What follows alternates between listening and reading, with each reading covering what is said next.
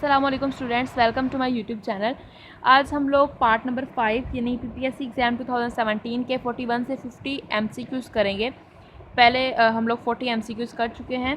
चलें स्टार्ट करते हैं। हाउ मेनी सब groups of group Z3 cross Z16 have.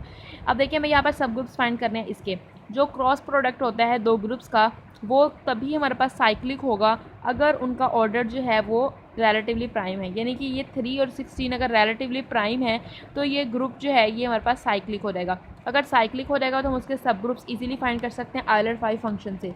अब देखें 16 और 3 दोनों आपस में रिलेटिवली प्राइम है, तो इसका मतलब ये साइक्लिक ग्रुप होगा। साइक्लिक ग्रुप होने की वजह से इसके सब ग्रुप्स हम लोग निकाल सकते हैं बाय यूजिंग आइलर 5। इसका ऑर्डर 48 है, तो हम 5 और 48 फाइंड करेंगे तो हमारे पास सब ग्रुप्स की वैल्यू है कि कितने सब ग्रुप्स हमें पता चल जाएगा। तो क्योंकि हम लोग ग्रुप 3 में ये डिटेल से डिस्कस कर चुके हैं कि हम कैसे सब ग्रुप्स निकाल सकते हैं एक साइक्लिक ग्रुप के। जो साइक्लिक ग्रुप होता है वो उसके हर डिवाइज़र पर हमें यूनिक सब ग्रुप मिलता है। अब 48 के हम लोग प्राइम फैक्टराइजेशन करते हैं। 2 6 द 12 2 3 द 6 एंड 3 1 द 3, तो ये 4 टाइम्स आया 2 raised to the power 4 and 5 of 3।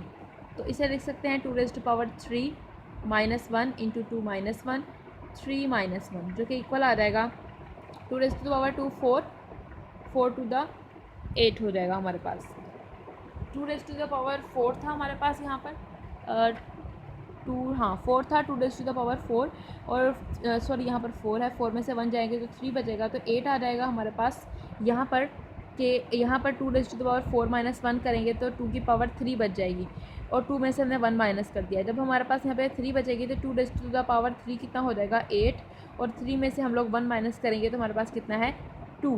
तो हमारे पास यहाँ पर आ जाएगा 8 to the 16। तो हमारे पास यहाँ पर ऑप्शन नंबर इसके अंदर ऑप्शन 16 है नहीं, इसका मतलब इसमें मिस्टेक है।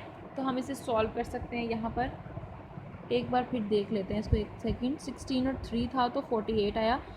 हमने यहाँ पर 2 to the 4 2 4 the 8 2 1 the 2 2 to the 4 2 6 the 12 2 3 the 6 and 3 1 the 3। तो ये 1 2 3 एंड 4 टाइम था तो 2 raised to the power 4 लिया। 2 raised to the power 4 -1 into 2 -1 and 3 -1, तो ये 2 आ जाएगा।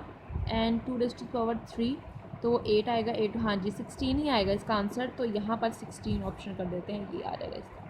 ओके, नेक्स्ट है जी let P N of T be a vector space of all polynomials of degree less than equals to N then. ये हमारे पास theorem है कि अगर हमारे पास पॉलिनोमियल है और वेक्टर स्पेस है तो उसकी अगर degree less than equals to n है तो उसके पास जो हमारे पास बेसिस हो डायमेंशंस होगी। बेसिस की मतलब कि उसकी डायमेंशंस जो हमेशा n+1 होती हैं, तो इसलिए सी ऑप्शन आ जाएगा। ये आपने हमेशा अपने माइंड में रखनी है बात। नेक्स्ट है जी 1-to-1 linear transposition preserves. 1-to-1 linear transposition जो होती है वो हमेशा बेसिस और डायमेंशन दोनों ही प्रिजर्व करती है। इस तरह से इसका बी ऑप्शन आ जाएगा। नेक्स्ट है evaluate 0 to π square root of sine X plus divided by square root of sine X plus square root of cos X. इसको सॉल्व करते हैं। यहाँ पे मैंने सॉल्व कर दिया है। इसको मैंने देखें आई के इक्वल लेट कर लिया 0 to। अब यहाँ पे किया क्या, ये पाई था तो हम इसे लिख सकते हैं 2 इंटू π/2। 2 से मल्टीप्लाई एंड डिवाइड करवा दिया और हमारे पास ये प्रॉपर्टी इंटेग्रल की कि 0 से 2a अगर हमारे पास जा रहा है इंटेग्रल तो हम 2 को साइड पर लिख के 0 to a f of a minus x लिख सकते हैं।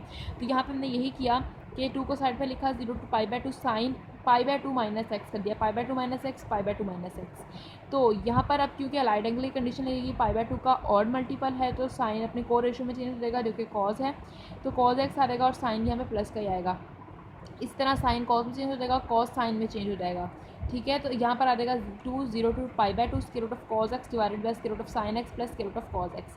अब हम इस आई को और इस आई को इन दोनों को इंटेग्रल्स को आपस में ऐड कर लेते हैं। इन दोनों को जब हमने ऐड किया 0 to π/2 जब हमने इन्हें ऐड किया, इनका एलसीएम लिया तो ये इससे कैंसिल आउट हो जाएंगे, सिर्फ 1 बच जाएगा। 0 to π/2 इंटीग्रेशन अप्लाई की तो हमारे पास यहाँ पर आया x, और x आने की वजह से हमने यहाँ पर x आया 0 to π/2। जब हमने इसके ऊपर लिमिट अप्लाई की 2 इंटू π/2 इक्वल्स टू पाई आया और यहाँ पर 2 आई था तो ये वाला 2 इसके नीचे के डिवाइड हो गया तो आंसर आया π/2, तो बी ऑप्शन आ जाएगा। नेक्स्ट करते हैं।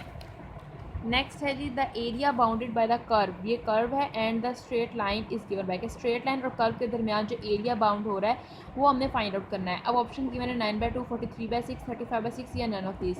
अब हमने y = 2x - x² है और दूसरी कर्व है दूसरी कर्व यानी लाइन है वो y equals to minus x. दोनों को हमने एक दूसरे के इक्वल रखा, ये क्वाड्रेटिक इक्वेशन बन गई। इसमें से हमने वैल्यूज़ निकाली x equal 0, x is equals to 3, 0 to 3 लिखी लिमिट, और जो लाइन की इक्वेशन थी वो इसके अंदर इंटीग्रेशन के अंदर लिखी 0 to 3 माइनस एक्स के डिवाइडेड बाई 2। अब इसकी इंटीग्रेशन आ गई, लिमिट सप्लाई की, -9/2 आंसर आया। क्योंकि एरिया हमेशा पॉजिटिव होता है तो हम इसे प्लस में ले लेंगे, 9/2 ए ऑप्शन आ जाएगा। नेक्स्ट है the differential equation of all non vertical lines in a plane is. अब हमारे पास हमें लाइन की डिफरेंशियल इक्वेशन लिखनी है। देखिए लाइन जो हमारे पास होती है वो होती है y इक्वल्स टू एक्स। जब हम इसका डेरिवेटिव लेंगे तो हमारे पास वो आ जाएगा dy/dx।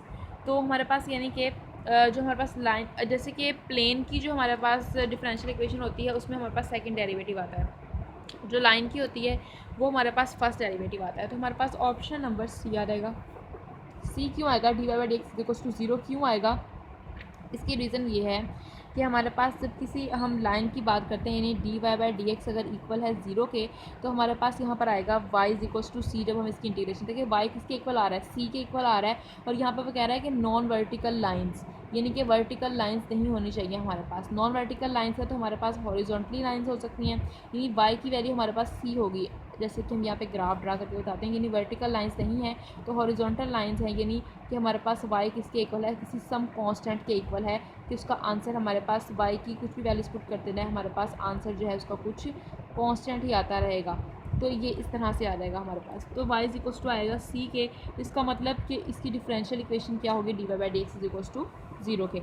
Equation of directrix of the parabola y² plus 4y plus 4x is equals plus 2 is equals to 0। अब यहाँ पे वो कहता है कि इक्वेशन ऑफ डायरेक्ट्रिक्स निकालें। अब यहाँ पर हमने इस इक्वेशन को लिखा, इसको हमने इसका होल स्क्वायर कंप्लीट करवाया, y+2 whole square plus 4x minus 2, इसको इस तरफ ले गए। तो हमने इस पूरी वैल्यू को कैपिटल Y का नाम दे दिया है और इसके अंदर से -4 को कॉमन लेके इसे कैपिटल X का नाम दे दिया है। तो जो इक्वेशन होती है पैराबोला की, डायरेक्ट्रिक्स पैराबोला की, वो इस तरह से होती है y² is equals to -4ax। तो यहाँ पर a किसके इक्वल है, 1 के इक्वल है, और x हमने किसके इक्वल लिया हुआ है, x -1/2। तो अब हमने इस a को x के इक्वल रख देना है। x इक्वल a आएगा तो x -1/2 इक्वल होगा 1 के, तो x इक्वल आ जाएगा 3/2 के। तो हमारे पास यहाँ पे ऑप्शन नंबर सी आ जाएगा। नेक्स्ट है 48 MCQs। A linear transformation t u to v is 1 to 1 if and only if kernel t is equals to. तो ये हमारे पास थ्योरम है, कर्नल t जब 0 होगा तभी हमारे पास ये 1 to 1 ट्रांसफॉर्मेशन होगी। For a scalar point function phi of x y z divergent gradient phi is. ये बात अपने माइंड में रखें कि ग्रेडियंट जब हम किसी स्केलर का लेते हैं, किसी भी स्केलर का ग्रेडियंट लेते हैं तो आंसर में हमें मिलता है वेक्टर, और जब हम डाइवर्जेंस किसी वेक्टर की लेते हैं तो हमें आंसर में मिलता है एक स्केलर। ठीक है, तो डाइवर्जेंस हम वेक्टर की ले रहे हैं, तो अब हम यहाँ पर पहले ग्रेडियंट फाई लेंगे तो हमारे पास वेक्टर आंसर आएगा, डाइवर्जेंट लेंगे तो वेक्टर का तो आंसर क्या आएगा, स्केलर। तो स्केलर पॉइंट फंक्शन यानी ए ऑप्शन आ जाएगा। If A and B are mutually exclusive events then, कि अगर एक्सक्लूसिव इवेंट्स का मतलब ये है कि हमारे पास वो उनके दरमियान कुछ भी कॉमन नहीं, यानी उनका इंटरसेक्शन जो है वो एम्पटी सेट है, यानी दोनों इवेंट्स का इंटरसेक्शन जो है वो एम्पटी सेट है। तो हमारे पास जो ए होगा वो सबसेट होगा बी के कॉम्प्लीमेंट का। अगर बी ए सबसेट है बी के कॉम्प्लीमेंट का तो इनकी जो प्रोबेबिलिटी होगी वो भी हमारे पास सबसेट हो जाएगी इसके कॉम्प्लीमेंट का। तो इसका मतलब हमारे पास अगर ये इसका सबसेट हो, इसकी प्रोबेबिलिटी क्या हो जाएगी, लेस देन हो जाएगी हमारे पास इसके जो है वो इवेंट बी के कॉम्प्लीमेंट की प्रोबेबिलिटी के। तो हमारे पास इसका ऑप्शन ए आ जाएगा। तो ये हमने 50 MCQs कर लिए स्टूडेंट्स। तो नेक्स्ट 50 हम नेक्स्ट वीडियोस में डिस्कस करेंगे, 10 हर वीडियो में।